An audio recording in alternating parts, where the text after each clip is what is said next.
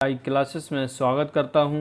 आज हम देखेंगे दोस्तों घटना चक्र की जीएस दृष्टि पर्यावरण एवं परिस्थितिकी क्या होती हैं। अति महत्वपूर्ण, बिल्कुल सरल भाषा में। जैसा कि आप सभी लोग जानते होंगे कि घटना चक्र हमारे एग्जामों के लिए कितना ही महत्वपूर्ण है। चलिए शुरू करते हैं बिना देर करते हुए। दोस्तों कई दिनों से हमारे जो है वीडियो हो नहीं पाया दोस्तों। चलिए आज शुरू करते हैं नए तरीके से। जीएस दृष्टि पर्यावरण एवं परिस्थितिकी। सबसे पहले दोस्तों चैनल को सब्सक्राइब कर लीजिए। आइए देखते हैं पर्यावरण एवं सतत विकास क्या होता है। पर्यावरण क्या होता है? पर्यावरण शाब्दिक अर्थ है पर्यावरण का परि और आवरण, जीवों को चारों ओर से घेरा हुआ। आवरण मतलब जो जीवों से चारों ओर हमारे वातावरण को घेरे हुए है उसे हम मतलब कि आवरण यानी कि पर्यावरण बोलते हैं, जो हमारे चारों ओर है।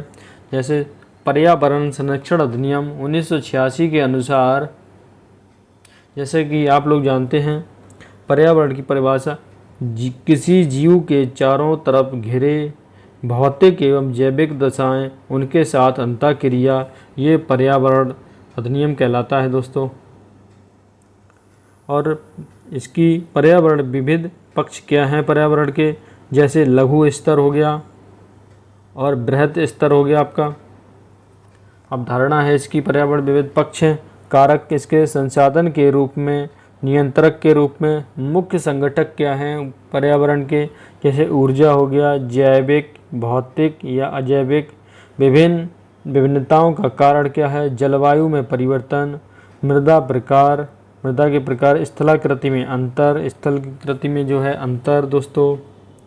और यहाँ सामान्य परिभाषा क्या है पर्यावरण की? जैसे पृथ्वी पर पाए जाने वाले भूमि, जल, वायु, पेड़ पौधे एवं जीव जंतुओं का समूह जो हमारे चारों ओर है।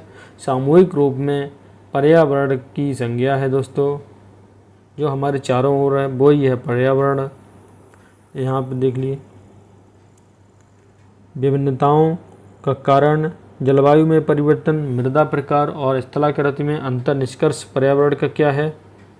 जैसे कई संगठनों से निर्मित एक संरचना। निष्कर्ष है सभी जैविक और अजैविक अवयवों का सम्मिश्रण।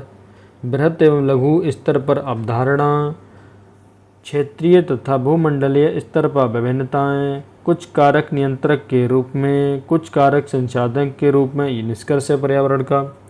पर्यावरण के मुख्य संघटक क्या हैं या घटक? जैसे भौतिक हो गया मेन, जैविक और ऊर्जा हो गया। तो भौतिक में क्या क्या आता है? स्थल आ गया भौतिक में, वायु आ गया, जल आ गया। जैविक में जैसे पादप, जंतु, सूक्ष्म जीव। और सूर्य ऊर्जा में क्या आता है? जैसे सौर्यक या सूर्य ऊर्जा, भूतापीय ऊर्जा, ये ऊर्जा में आ जाता है दोस्तों। जिन्होंने चैनल को अभी तक सब्सक्राइब नहीं किया है प्लीज़ जाकर सब्सक्राइब कर लीजिए। और इसके धारणीय यह सतत विकास क्या है पर्यावरण का? अवधारणा जैसे वर्तमान की आवश्यकता क्या है, ध्यान में रखकर विकास कीजिए। भविष्य की आवश्यकता है पर्यावरण। मुख्य उद्देश्य पृथ्वी के प्राकृतिक संसाधनों का न्याय संगत उपयोग, संरक्षण, उचित प्रबंधन है। शब्द की व्याख्या वर्ष 1987 में world commission on environment and development WCED इसका फुल फॉर्म है world commission on environment and development द्वारा अवर कमीशन फ्यूचर वेटलैंड रिपोर्ट में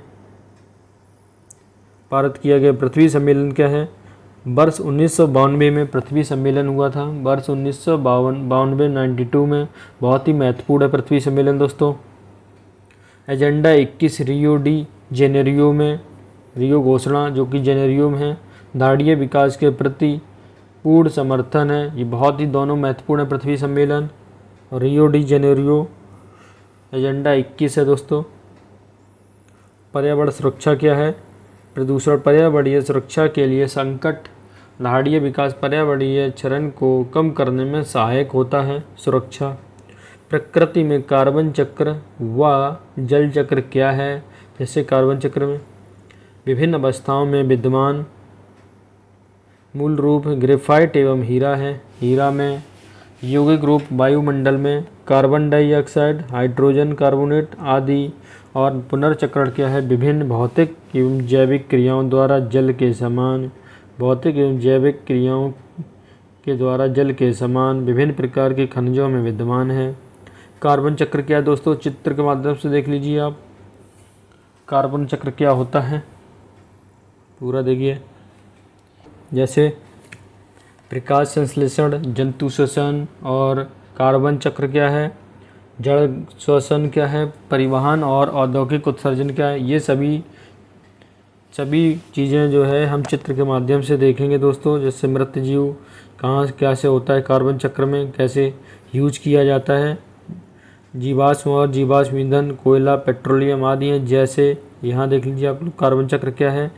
जंतु श्वसन करते हैं। प्रकाश, यहाँ पे प्रकाश संश्लेषण कौन करता है?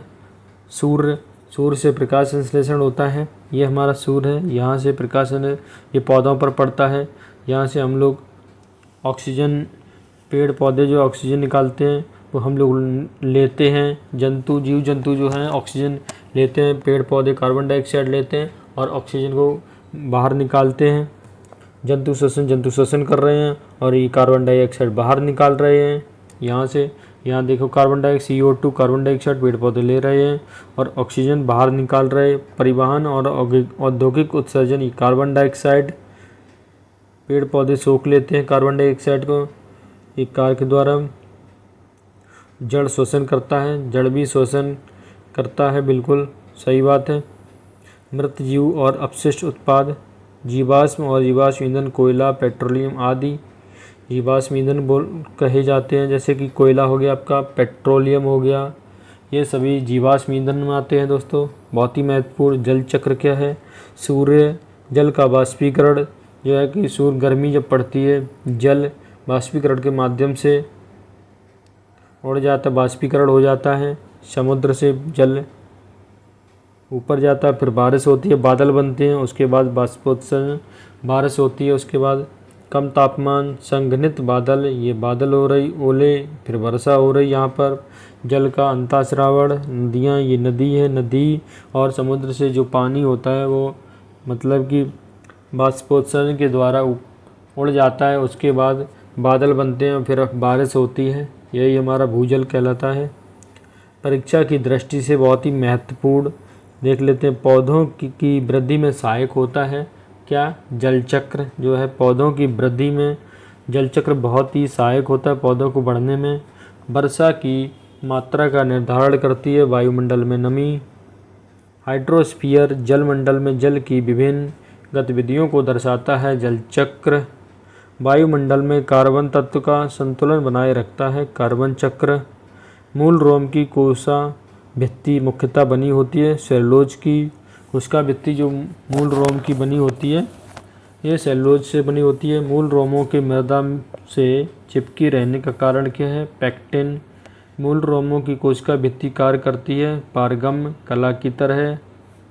बहुत ही महत्वपूर्ण दोस्तों। पदार्थ के रूप में क्या है? जैसे तत्व, पदार्थ का साधारणतम रूप रासायनिक या भौतिक विधियों द्वारा उपविभाजन का अभाव है। यौगिक क्या है? पदार्थ के रूप है ये तत्व है। यौगिक और मिश्रण, यौगिक दो या दो से अधिक तत्व द्रव्यमान के एक स्थिर अनुपात में संयोजित करते हैं। मिश्रण क्या है? दो या अधिक तत्व या यौगिक का किसी भी अनुपात में साधारण रूप से मिश्रण करता है। बहुत ही महत्वपूर्ण है दोस्तों, परीक्षा में छपने वाले प्रश्न आप देख लीजिए। वायुमंडल में प्रमुख गैसें एवं उनकी मात्रा क्या है? जैसे वायुमंडल में बहुत ही महत्वपूर्ण NCERT के माध्यम से बनाया जाता है ये घटना चक्र। नाइट्रोजन 78.08%, ऑक्सीजन 20.95% है, ऑर्गन 0.93%, कार्बन डाइऑक्साइड होता है 0.036%, नियॉन 0.002% होता है नियॉन, और हीलियम आपका होता है 0.005%। ये हीलियम होता है हमारा। मृदा विलयन क्या है? जल में जैसे कम परासरण दाब पर कम सांद्रता जैसे अंतः शोषण, अधिक परासरण दाब, मूल रोम का रिक्तिका रस, अधिक सांद्रण मूल रोम, बहुत ही महत्वपूर्ण है ये वाला दोस्तों, बहुत ही महत्वपूर्ण है आपका। वायुमंडल में प्रमुख गैसें एवं उनकी मात्रा।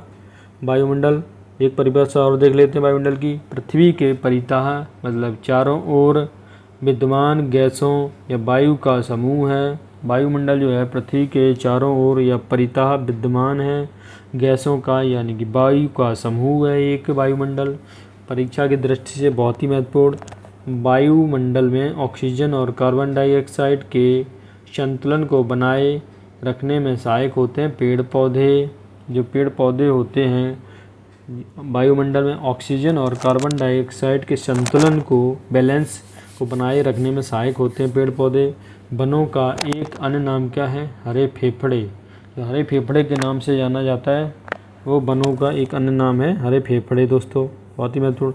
चैनल को अभी तक जिन्होंने सब्सक्राइब नहीं किया है प्लीज़ जाकर सब्सक्राइब कर लीजिए। हम बहुत ही महत्वपूर्ण क्वेश्चन बताएंगे आपको, उस फालतू चीज़ें से कोई फ़ायदा नहीं।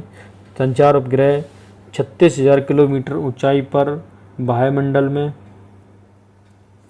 संचार उपग्रह है 36,000 किलोमीटर ऊंचाई पर बाहरी मंडल में। वायुमंडल की संरचना क्या है? जैसे ये बहुत ही महत्वपूर्ण पृथ्वी जैसे समताप मंडल, आयनमंडल और बाह्यमंडल, यहाँ पे बहुत ही ये तो बहुत ही महत्वपूर्ण है दोस्तों। जैसे ध्रुवों पर 8 किलोमीटर क्षोभ मंडल हो गया आपका, और समताप मंडल हो गया, मध्य मंडल हो गया, आयनमंडल और बाह्यमंडल। जैसे क्षोभ मंडल में बादल होते हैं, एवरेस्ट शिखर, पर्वत, पहाड़ और ज़मीन, नदियाँ, ये सभी हमारा क्षोभ मंडल में होते हैं। जैसे 18 किलोमीटर लगभग विषुवत रेखा पर ऊंचाई के साथ तापमान घटता है। जैसा ऊंचाई होता है वैसे तापमान घटता है, विषुवत रेखा पर ऊंचाई के साथ तापमान घटता है। ओजोन मंडल, क्षोभ मंडल जैसे कि 8 किलोमीटर ध्रुवों पर 50 किलोमीटर ऊंचाई के साथ तापमान बढ़ता है। जैसे उल्काएँ, समताप मंडल में जो है उल्काएँ होती हैं 50 किलोमीटर तक। और मध्य मंडल में 80 किलोमीटर, मध्य मंडल तो पाया जाता है 80 किलोमीटर ऊंचाई के साथ तापमान घटता है, उल्काएँ भी होती हैं। और रेडियो तरंगों परावर्तित करती हैं ये आयनमंडल में, जो रेडियो तरंगें होती हैं वो आयनमंडल में होती हैं। जो हमारे जहाज़ वगैरह उड़ते हैं वो क्षोभ मंडल में उड़ते हैं दोस्तों। यहाँ पर क्षोभ मंडल में जो जहाज़ वगैरह हमारे उड़ते हैं वो क्षोभ मंडल में होता है। ऊंचाई के साथ तापमान बढ़ता है आयनमंडल में। रेडियो तरंगों को परावर्तित तरंग, यहाँ पर जो रेडियो की तरंगें होती हैं वो आयनमंडल में होती हैं। वायुमंडल जो है 80 से 640 किलोमीटर तक की ऊंचाई पर होता है। तापमान 1000 डिग्री से अधिक 640 किलोमीटर तक होता है दोस्तों। वायुमंडल की संरचनाएं जो मिसाइल वगैरह होती है वो वायुमंडल में होती है दोस्तों। और समताप मंडल क्या है? ओजोन का परत के रूप में सर्वाधिक संकेंद्रण 15 से 30 किलोमीटर लगभग। ओजोन O3 परत, ओजोन परत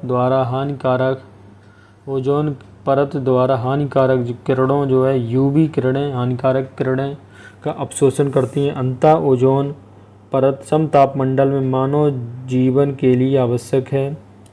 अंतः ओजोन परत समताप मंडल में मानव जीवन के लिए आवश्यक है। जल वाष्प बहुत कम, अंतः मौसमी घटनाएं ना के बराबर होती हैं। ओजोन परत में मौसमी घटनाएं ना के बराबर होती हैं। अतः व्यावसायिक जेट विमान की उड़ान होती है। परीक्षा के दृष्टि से बहुत ही महत्वपूर्ण। जैसे ओजोन क्षेत्र का सर्वाधिक निर्माण पाया जाता है अंटार्कटिका के ऊपर। ओजोन क्षेत्र का सर्वाधिक निर्माण पाया जाता है अंटार्कटिका के ऊपर। और CFC यानी क्लोरोफ्लोरोकार्बन CFC, CFC हो गया, हेलोजन्स हो गया, नाइट्रस ऑक्साइड, ईथेन, हेलोन इत्यादि गैसें उत्तरदायी हैं। जैसे ओजोन परत की छीड़ता के लिए क्लोरोफ्लोरोकार्बन, हेलोन तथा कार्बन टेट्राक्लोराइड तीनों ही पदार्थ हैं ओजोन रिक्तिकारक के। ओजोन का अपक्षय करने वाले पदार्थों के उपयोग पर नियंत्रण करने और उन्हें चरणबद्ध रूप से प्रयोग बाह्य करने, फेजिंग आउट के मुद्दे से संबंध है। ये मॉन्ट्रियल प्रोटोकॉल नियंत्रण करने और चरणबद्ध रूप से प्रयोग बाहरी करने, फेजिंग आउट के मुद्दे से संबंध है। Montreal protocol. ओजोन परत संरक्षण अति महत्वपूर्ण 16 सितंबर को मनाया जाता है। ओजोन संरक्षण दिवस जो है 16 सितंबर को मनाया जाता है। सर्वप्रथम वर्ष 1985 में टोटल ओजोन मैपिंग स्पेक्ट्रोमीटर की मदद से अंटार्कटिका के ऊपर ओजोन छिद्र का पता लगाया था। 1985 में ब्रिटिश अंटार्कटिका सर्वे दल ने क्लोरीन, फ्लोरीन एवं कार्बन से बना मानव निर्मित पदार्थ है। क्लोरोफ्लोरोकार्बन मानव निर्मित पदार्थ है। और देख लीजिए, क्लोरीन, फ्लोरीन एवं कार्बन से बना मानव निर्मित पदार्थ क्लोरोफ्लोरोकार्बन है। और रेफ्रिजरेटर, जैसे कि जो कि फ्रिज हमारे घर में जो फ्रिज होता है उसको रेफ्रिजरेटर इंग्लिश में बोलते हैं, तथा वातानुकूलित यंत्रों में शीत कारक के रूप में प्रयोग किया जाता है। क्लोरोफ्लोरोकार्बन, जो फ्रिज होता है रेफ्रिजरेटर, उसमें जो है जो गैस होती है क्लोरोफ्लोरोकार्बन गैस होती है उसके अंदर। और एक और देख लीजिए महत्वपूर्ण बात, समतापमंडल में ओजोन के स्तर को प्राकृतिक रूप से विनियमित किया जाता है नाइट्रोजन ऑक्साइड के द्वारा। नेक्स्ट, ओजोन परत की मोटाई सबसे ज़्यादा रहती है बसंत ऋतु में। ओजोन परत की जो मोटाई है सबसे ज़्यादा बसंत ऋतु में रहती है। ओजोन परत को मापा जाता है डाप्सन इकाई में। जो ओजोन परत है उसको मापा जाता है डाप्सन इकाई में। 0 डिग्री तथा 1 एटीएम दाब पर शुद्ध ओजोन परत की 0.01 मिमी की मोटाई मिलीमीटर मोटाई बराबर होती है 1 डाप्सन यूनिट के बराबर होती है। ऑक्सीजन के 3 परमाणुओं से मिलकर बनने वाली गैस कौन से? O3। ऑक्सीजन के 3 परमाणुओं से मिलकर बनने वाली गैस है O3, ओजोन। नेक्स्ट, ऊपरी वायुमंडल में ओजोन परत के रूप में ओजोन गैस सूर्य के पराबैंगनी विकिरण या अल्ट्रावायलेट किरणों से पृथ्वी पर जीवन को बचाती है, जबकि जमीन की सतह के ऊपर अर्थात निचले वायुमंडल में यह है कि एक खतरनाक प्रदूषक है। नेक्स्ट, ओजोन छिद्र के लिए प्रधानता उत्तरदायी क्या है?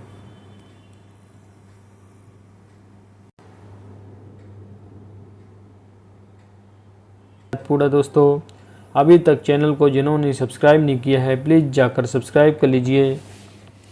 आज का अंतिम चैप्टर देखते हैं, वायुमंडल का स्थिरीकरण क्या है। जैसे क्षोभ मंडल, समताप मंडल, मध्य मंडल और आयनमंडल, स्ट्रेटोपाज। ये महत्वपूर्ण बात देखेंगे हम लोग। जैसे आयनमंडल, विद्युत अवशोषित कण, रेडियो तरंगों को भूपृष्ठ पर परावर्तित अंतः बेतार संचार संभव। उत्तरी ध्रुव, यहाँ देख लीजिए दोस्तों कुछ महत्वपूर्ण बात। मौसम की प्रायः सभी घटनाएं जो हैं, महत्वपूर्ण बातें हम लोग देखेंगे, फालतू बातों से कोई फ़ायदा नहीं। मौसमी प्रायः घटना कहाँ कहाँ होती हैं? जैसे बादल, मौसमी घटनाएं, ओला, कोहरा, तुषार, मेघ गर्जन, आंधी, तूफान, विद्युत प्रकाश इत्यादि क्षोभ मंडल में घटित होती हैं। जो क्षोभ मंडल वाली घटनाएं हैं सभी बादल हो गया, ओला हो गया, कोहरा, तुषार और मेघ गर्जन मतलब बादल गर्जना, आंधी आ गया, तूफान, विद्युत प्रकाश, विद्युत का तड़पना जो मतलब बिजली तड़कती है इत्यादि क्षोभ मंडल में घटित होने वाली घटनाएं हैं। बढ़ती ऊंचाई के साथ प्रति 1 किलोमीटर पर 6.5 सेंटीग्रेड की दर से तापमान में कमी आती है बढ़ती ऊंचाई के साथ। उत्तरी ध्रुवीय प्रकाश व दक्षिण ध्रुवीय प्रकाश की घटनाएं, महत्वपूर्ण बातें देख लीजिए। परीक्षा की दृष्टि से महत्वपूर्ण, जैसे पृथ्वी के चारों ओर गैसों के समूह को कहते हैं वायुमंडल। यदि पृथ्वी पर पाई जाने वाली वनस्पतियां, पेड़ पौधे समाप्त हो जाएं तो जिस गैस की कमी होगी वह है ऑक्सीजन। नेक्स्ट,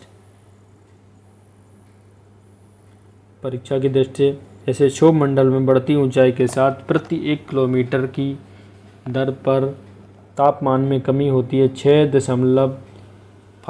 सेंटीग्रेड -6.5 सेंटीग्रेड की। ट्रोपोस्फियर क्षोभ मंडल परत का नामकरण किया था टीज रेंज डी बोट ने। नेक्स्ट, ग्रीष्म काल में क्षोभ मंडल की ऊंचाई बढ़ जाती है जबकि शीतकाल में क्षोभ मंडल की ऊंचाई घट जाती है। नेक्स्ट, क्षप्न तापमंडल के निचले सतह पर कभी कभी सिरस बादल दिखाई पड़ते हैं। इन बादलों को कहा जाता है मदर ऑफ पर्ल क्लाउड्स। इन बादलों को कहा जाता है मदर ऑफ पर्ल क्लाउड्स। ऊंचाई के साथ तापमान में एकाएक गिरावट होती है मध्यमंडल में।